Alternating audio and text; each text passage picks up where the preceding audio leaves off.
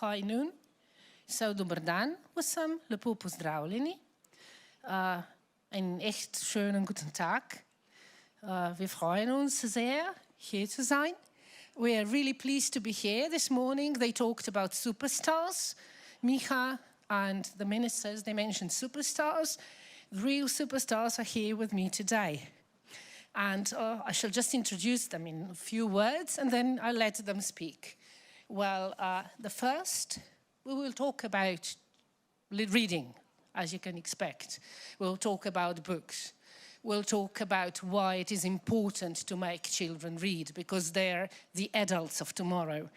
And if you make them read now, they might read tomorrow, and the world might be a better place tomorrow. Let's keep our fingers crossed. So, the first Oine, Anja, who comes from Ireland. She's an author, she's a poet, and she was the 6th laureate, children's laureate in Ireland. And then we've got Trine Sohn, who comes from Estonia. She is the director of the Estonian Children's Literature Center, which is very well known in Estonia and in the Baltics, I think. We should probably say Europe, hopefully. Around the world. And Snježana Berak, who is a colleague from Croatia. She used to be the vice president and the president of the Croatian Reading Association. And she's a senior librarian and a lady who has thought of many projects and campaigns, and I'm sure she will be sharing that with us. And a colleague from Slovenia, Petra Potočnik, who is an associate of the Reading Batch Society, and the lady who organizes training sessions and all sorts of campaigns, and basically pushes us all around and makes us work. So, ladies, perhaps I'll just start with you. Anja, could you perhaps share a few things about the project, the very important project that you completed this spring? The project that I was involved in was a project related to the Children's Laureate. And when you are appointed laureate, you're given the option of choosing an aim and choosing a project to forward that aim. And the aim I chose was that the Irish language is, I write in Irish. And the Irish language is, I suppose, like many countries that were colonized, the native language goes underground, but it's always there. And the Irish language, even though theoretically it has equal status in Europe with English, but in reality, it's a minority language. So my aim was to get children reading in Irish. And to do that, I set up a project that cost more than €500,000. It was a project, we called it An Bosca Leabharlanna, which means the library box. And it was a box of 25 books, specially selected, one box for schools that teach through the medium of English, where Irish is then very much a minority language being learnt. And the second box was for schools that work through the medium of Irish. So the readers would be already fluent in the language, and therefore they'd have a higher reading level in Irish. So 25 books in each box, carefully selected. And schools had to apply, but all the Irish language schools wanted it, and more than half of the English language schools. So ultimately, we delivered 2,200 boxes of books to schools, and then we followed it with some other projects that involved book gifting, and ultimately at a cost of a little over €500,000, we delivered just over 70,000 books in Irish for children. So that was the project. Yeah, and it sounds ever so easy. I mean, you get €500,000, and, how? Well, I think I would say to every country, try to establish a children's laureate, because it's the status of that that gets you the money. If I had applied as writer Anya Glynn, I wouldn't have got that money. I might have got 50,000 funding, but I certainly would not have got 500,000. So I think every country should have a children's laureate and should be working towards that.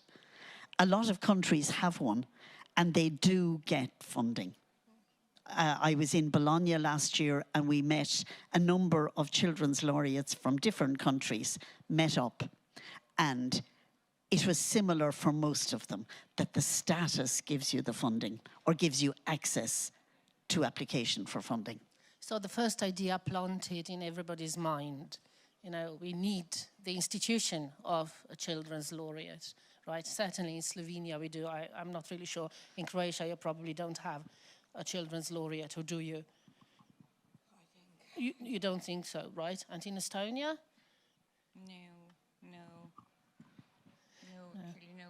No. Okay, so but you have some interesting projects nevertheless. Right? Thank you. I think the biggest project in Estonia is our Estonian Children's Literature Center, because I know that this is quite unique institution. Actually, in other countries they don't have.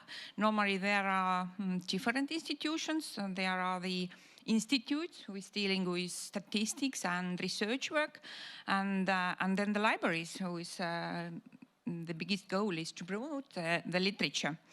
But actually, yes, in Estonia, all these functions together in one institution, in Estonian Children's Literature Center. And we are happy because we are operated under the Ministry of Culture. It means that we receive the main finances directly from them.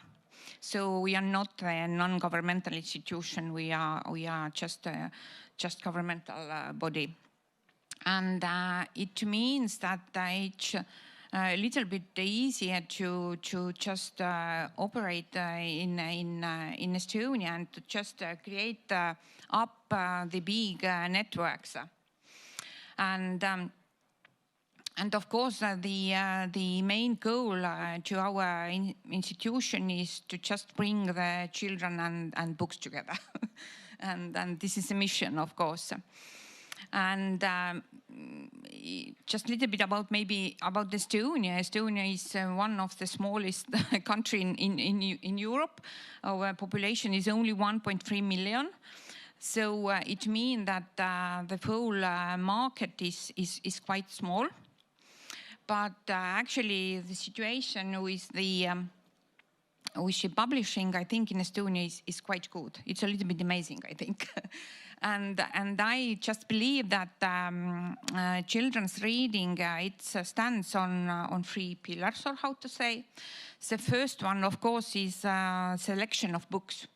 And we are very lucky. We have quite good selection of books every year. We just, in Estonia, they published approximately 700 titles to children. It's quite big number. And also one of them, maybe 1/3 are original books, and 2/3 are translated books.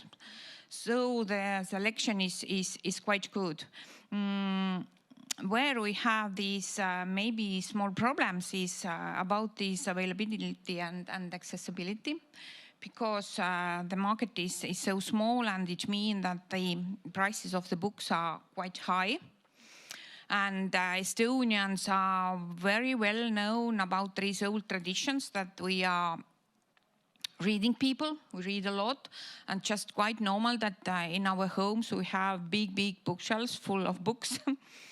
And also now I think we are happy that the literature and the reading is also one, how to say, cornerstone in our cultural policy, though it means that our government supports us a lot.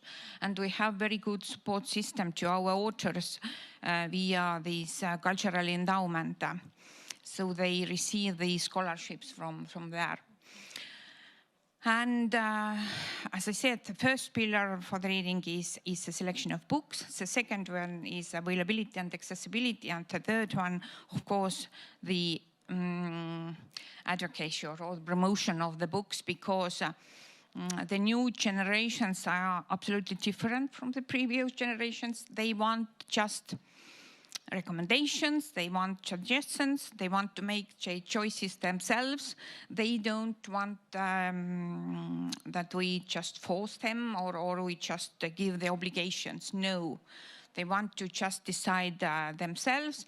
And now our main aim is that just to bring, as I told, the young people and books together. And the main places are now the libraries.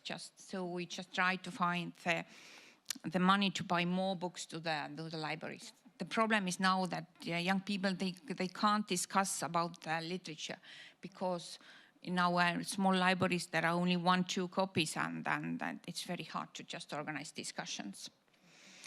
What campaigns we have? You have a question about the game. Yes, it was just 4 years ago. We just started with a big campaign. It's a reading program for children age 5 to 10.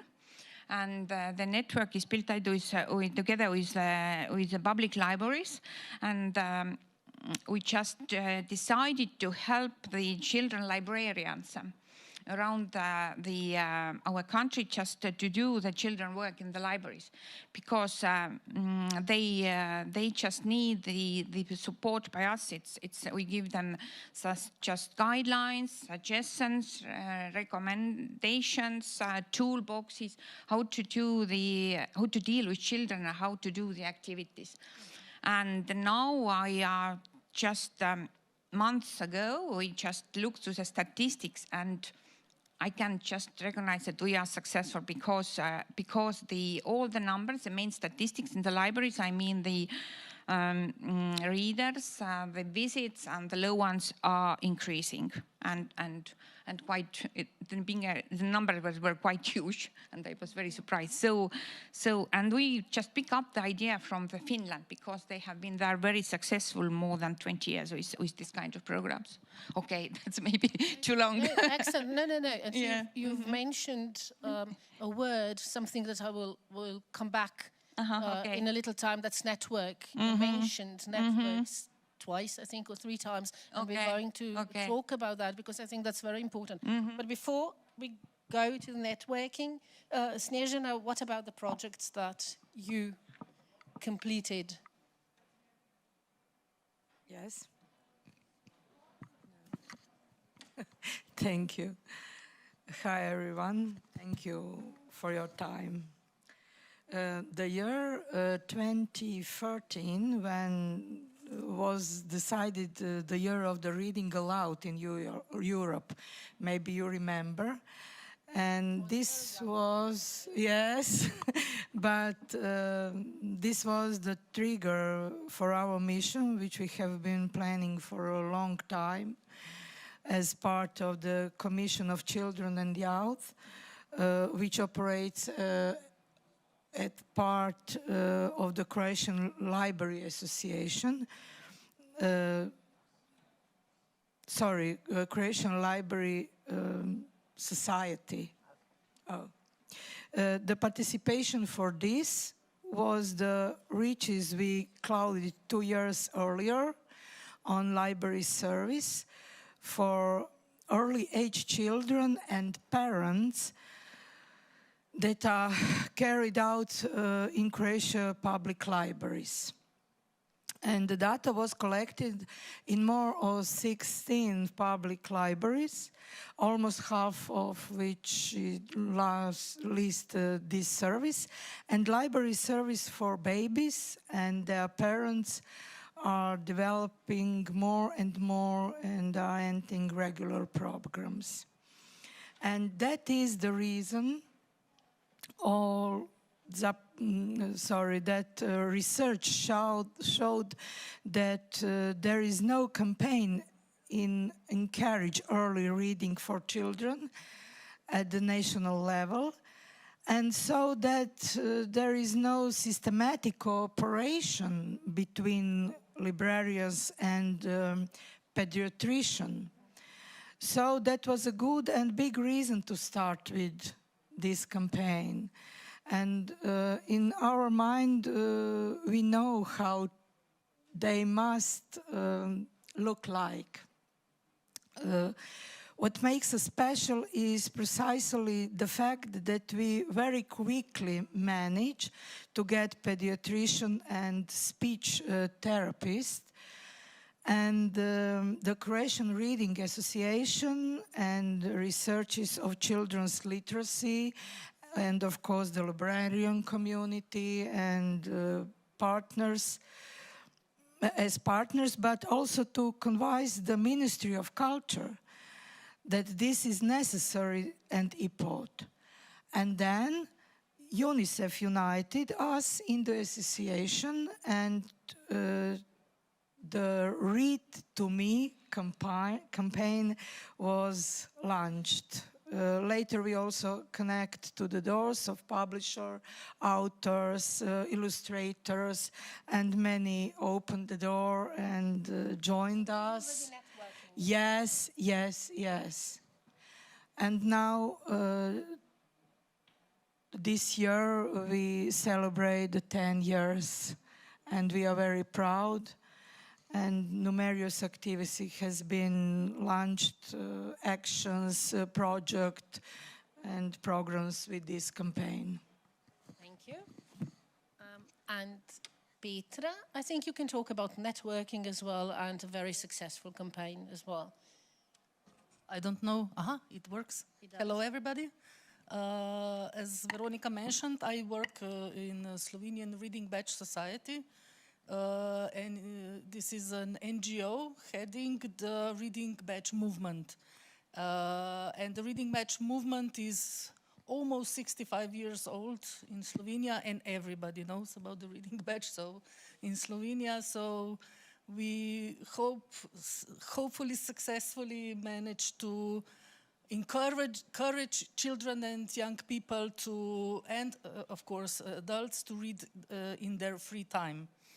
We also provide guidelines for the selection of reading materials and develop the tools needed for their use. And we have a big network on informing our reading mentors, and we organize programs of education, and we coordinate visits of Slovenian authors in the schools and also in public libraries. And we also develop a lot of programs and pilot programs, and I will just say a few things about 3-hour projects, which are currently one of our most popular projects in the Reading Badge, and one of them is intergenerational reading. I think this is it's a smaller project, but I think it's a really important project because it connects young and older readers, young and adult readers, and because it works in primary and secondary school, because it connects older and younger readers, and they talk about the same books. They read the same books. We give them books. They choose what will they read, they choose which topic they will read, and they talk about it. And it's really amazing to see how they have different views on one book, how the generations are changing. And it's also important because they just talk about the book. They read it at home, and then just get together, and they have cookies, and they have tea, and they just read and talk about the books. And the other project is the Golden Reader Project. It's one of the biggest projects of gift books in Slovenia. This year is going to be 20 years of the project, and it was developed by Slavko Pregel. He was one of the most prominent Slovenian authors, editors, and publishers. And when he was our president 20 years ago, he approached the big telephone company and he just asked them, you know, if the kids don't know how to read, they don't know how to use the phone. So the telephone company was, well, yeah, you are right. So just they're our biggest sponsors, and they donate us money for the book collection. And each year, the kids who work in the reading batch program, they get their own book at the end of the schooling. And also the other company, Hofer, gives the donations for the books for This is not first advertising graders. for the companies. No, You no. know, good to know. They give the books to the first graders, so every kid who goes to the first grade in primary school is given a book. It's 25,000 copies, and it's like an invitation to the reading world for them, and and also for their parents, and also for the making of the home library. And I think this is one of our biggest projects. And another successful, yes, and another project is we are also the initiators and partners of the Slovenian national campaign, National Month of Reading Together, which is aimed at promoting reading and literacy across all age groups. And within this campaign, we lead a public awareness campaign, Reading Together. So I think this year it was the 6th year, and we collaborate with similar organizations in Slovenia and elsewhere, and we just want to promote good reading and quality reading and among children and adults. So my question about networking has partially been answered already. So it's either government or Yes. handing cap in hand and go back. Yes, we. Sorry. Yes. No. Okay, I just want to say, yes, we collaborate also with the Ministry of Culture in this, and also with the Slovenian Book Agency and Ministry of Education. So and we also have a lot of support in the media in this campaign. So I think we managed with the connections and networking to make this campaign to work. Yeah, to have an impact. Yes, fine. I just wanted to add on the networking. In Ireland, we have so many, for a very small island, we have a lot of organizations networking towards reading, and sometimes all doing different things and sometimes collaborating. But Children's Books Ireland, who would have been the administrators of my project, their team, it sometimes when you say laureate, it sounds like you're doing everything on your own. You're not. It's a whole team of people working with you. And you're just the person with the ideas. Usually the other people are doing most of the work. But Children's Books Ireland have several campaigns, and Petra made me think about them there, because they're constantly organising book gifting, libraries for schools. We have schools in Ireland called DESH schools, which are the disadvantaged area schools, where children, there are more problems with literacy in some of those schools. And if you're not able to read, you can't progress to enjoying reading. So literacy must come first, and then literature. And if this morning we were listening to the reading manifesto, and if children aren't reading, they can't become reading adults, they can't become thinking adults. And it's very easy to be influenced then by just everything you see on social media. But we have lots of projects in Ireland where writers go out to schools. And I'm sure you have exactly the same in other countries, where I visit maybe 20 schools a year in general, and maybe spend 2 days in the school. So we've projects going on all the time. And I think that networking is so important to get children enjoying reading, because it has to go beyond literacy skills. It has to come to enjoying reading, to reading for pleasure. Yeah, and not just school reading, right? Because the project should not stop at school. Exactly. And you're probably working with adults. I think that Snezhana, you mentioned, one of the partners in your networks it's the parents. I think you said pediatricians, etc., but also parents. So do you work with adults as well? Okay, you say something and then I'll give it away to you. Okay.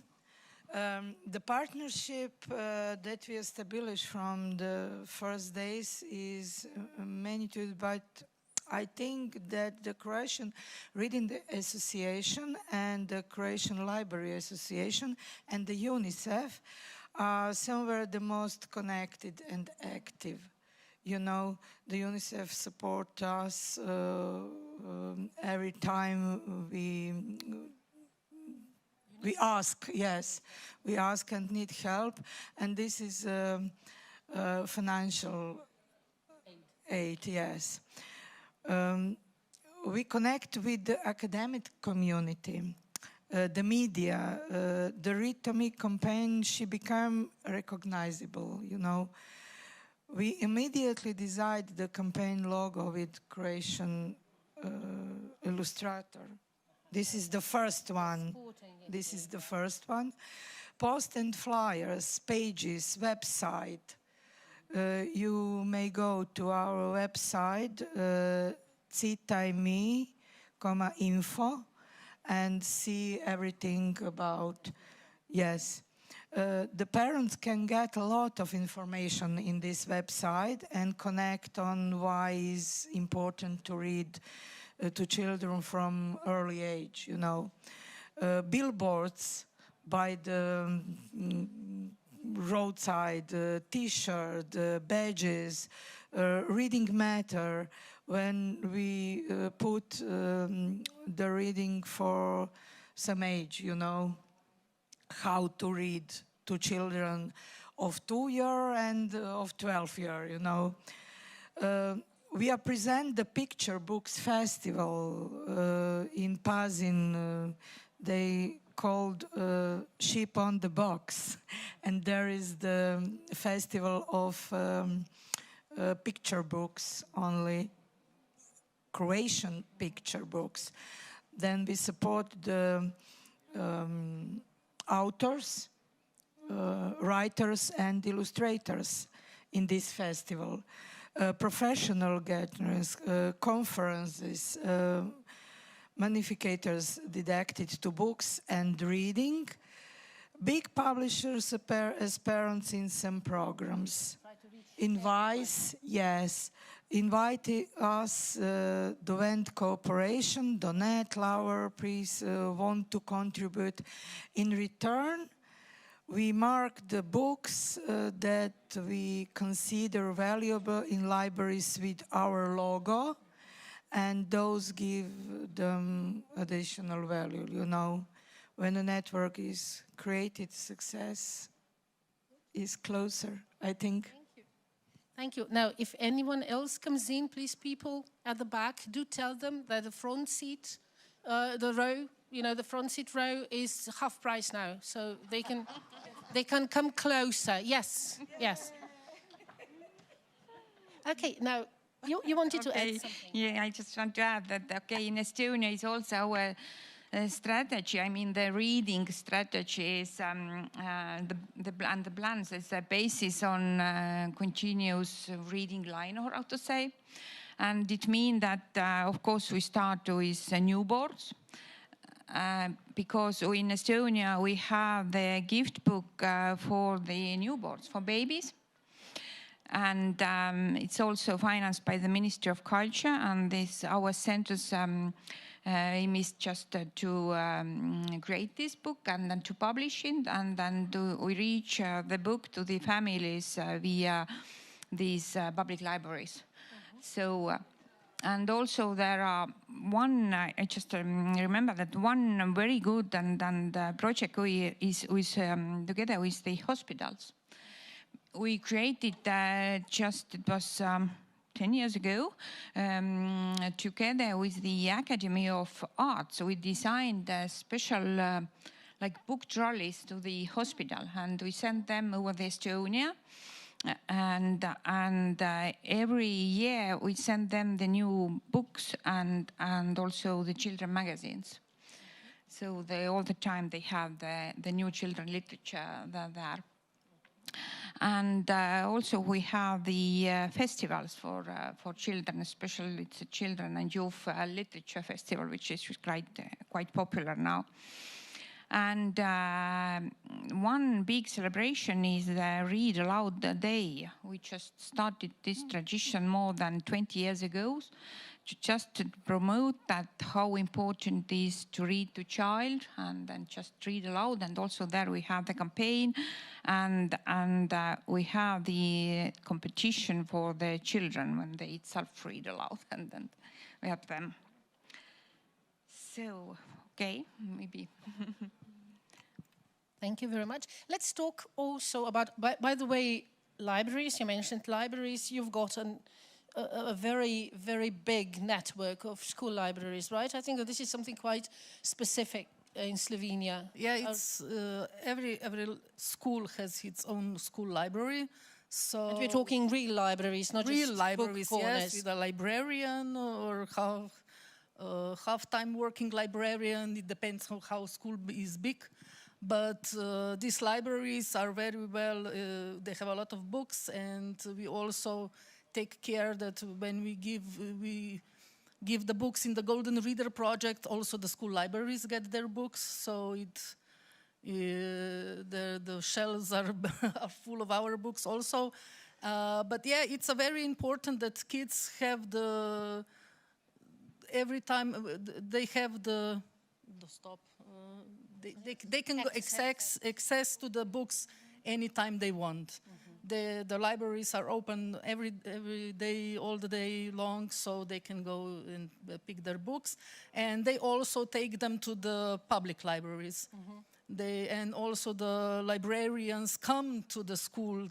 They encourage not just to be in the school libraries and all. They also encourage them to go to the public library as well, and they have a lot to of communicate about yes, books yes, and, and talk about the books. And also the book agency has one project, reading, growing up with a book, and they also encourage going to the public libraries because to books, get the they books. bring you to people. I mean, yeah. I think that yesterday somebody said, I was watching the recording of the opening. Now I know more people and they read less. I think this was... Sorry. Yes. Do you have that the public libraries and school libraries, they cooperate? Yes, they together? cooperate. Yeah, because actually in Estonia we don't have any more very good school libraries. And we have a good network, and the school libraries, they go there. To the public libraries, and I remember my kids, they went like once a month with a bus to the public library, and they just going there and just listening to the storytelling there. So, and they had their cards, and because the public libraries are free until the 18 age. when you come of age, then it's free. It's the same free. in Ireland? In Ireland, the school libraries lost a lot of their funding with the recession. And the very, very first children's literature laureate, Siobhan Parkinson, her campaign was all about trying to get funding. And she got funding for school libraries, but it has dwindled again. And so in Ireland, it's quite random as to whether schools have good libraries or poor libraries.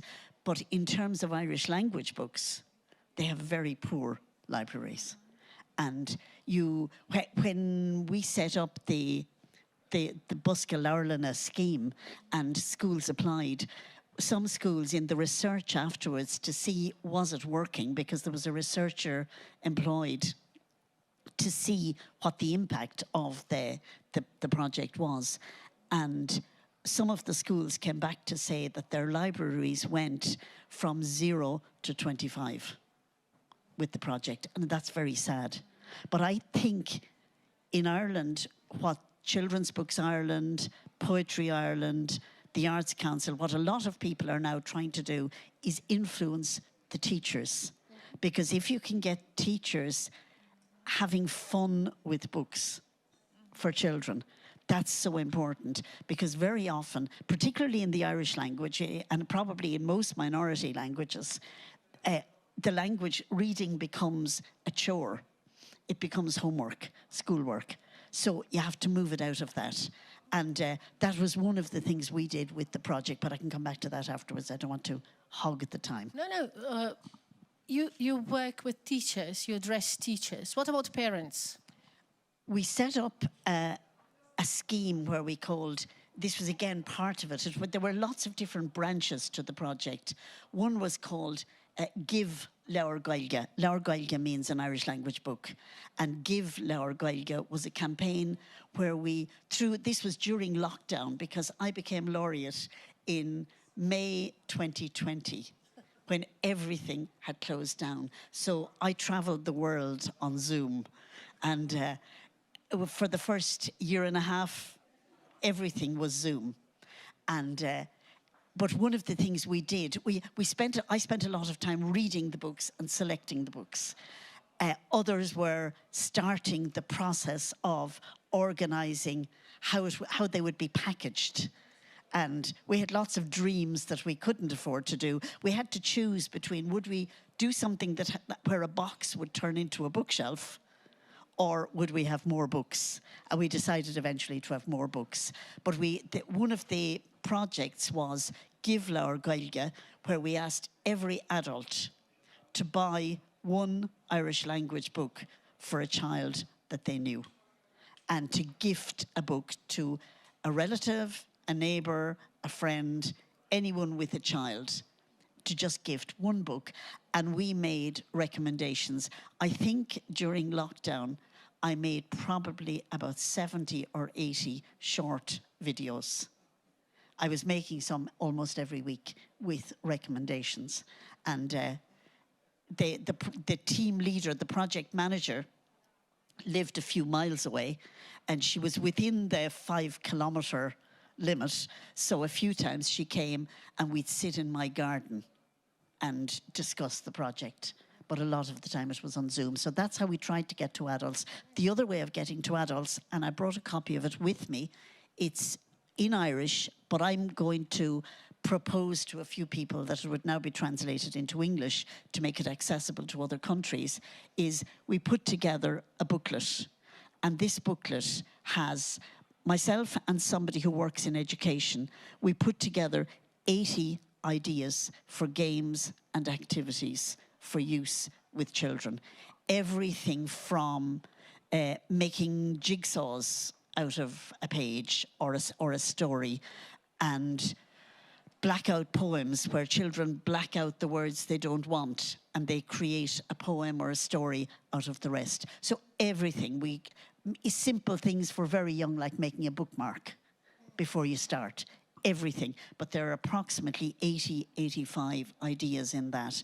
So for me, one of my next projects is no longer as laureate, but now as me, to try and get funding for a translator to work on it. You're still aiming for 500,000? Or? I think a bit less. Just a tiny sub-question. What do you say for Zoom in Gaelic? Is there a word in Gaelic for Zoom? Yes, it's very, very difficult. It's called Zoom, just spelled differently. I think that the point that you made, that only a teacher who's reading and the parent who's reading is the adult who can encourage their children to read. I think that's very true, but strangely enough, my parents were both teachers. Mm-hmm. I was brought up bilingually, so I had Irish and English, but neither of my parents ever read a book to me. As a child, I lived for the school library, and we lived in a rural area, quite remote. I was in a very small school, but a mobile library came every month with 100 books. And my aim from the time I was able to read, and I read early because nobody was reading to me, and I wanted to read, so there's an advantage of nobody reading to you. It forces you to read early. So I was reading quite early, and my aim, as soon as I was reading fluently, was to try and read all 100 books in the school library before the books changed again.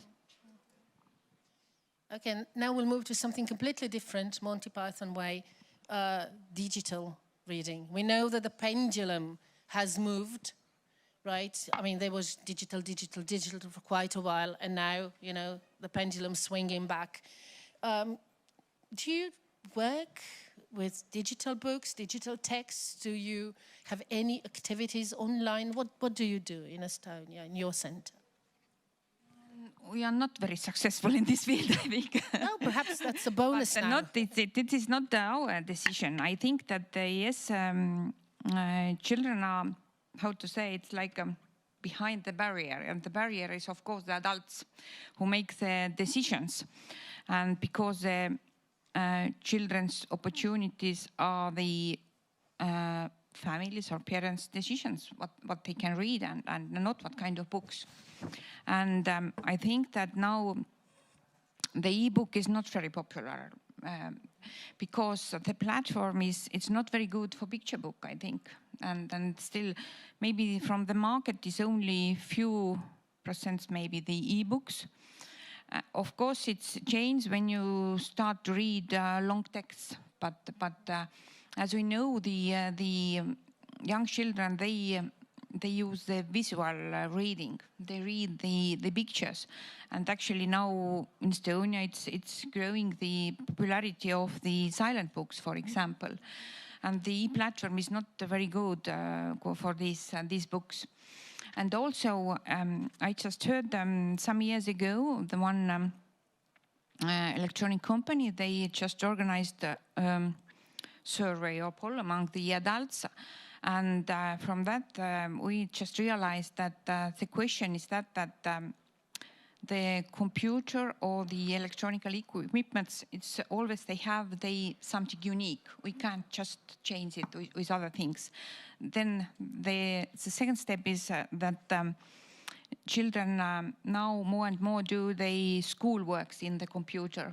So it's too big time behind or in front of the screens, and the parents just stop it. No, reading is not reading, and they just prefer that children read just classical books, I mean, on paper. And so I think the reason it's why it's not so popular. And but of course it changed during the school time. Then. Mm-hmm. Well, when they go to school, at school, they because the school materials, I mean, these books are mostly now electronic and mm-hmm. Right. Mm-hmm. Okay. What about Slovenia and Croatia? Yes, Neža. I want to tell some that I know that in some country students have reading a part of their lessons at the beginning of each day.